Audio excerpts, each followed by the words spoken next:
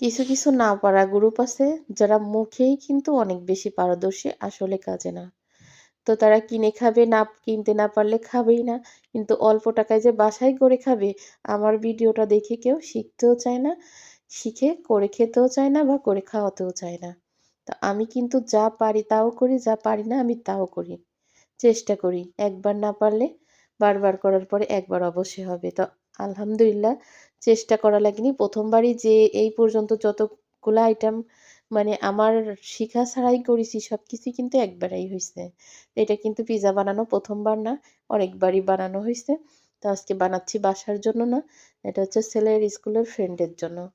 কারণ আমার ছেলে স্কুলের সামনে পিজ্জা খেয়ে বলছে, "এর থেকে আমার আম্মু ভালো পিজ্জা বানায়।" পরে ওরা বলছে, "তোর আম্মু পিজ্জা বানাতে পারে?"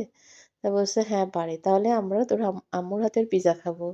সেইভাবে বানাই দিয়া জানি হবে না। ৪-৫ জনের কিন্তু ১ পিস ১ পিস করেও হয় না।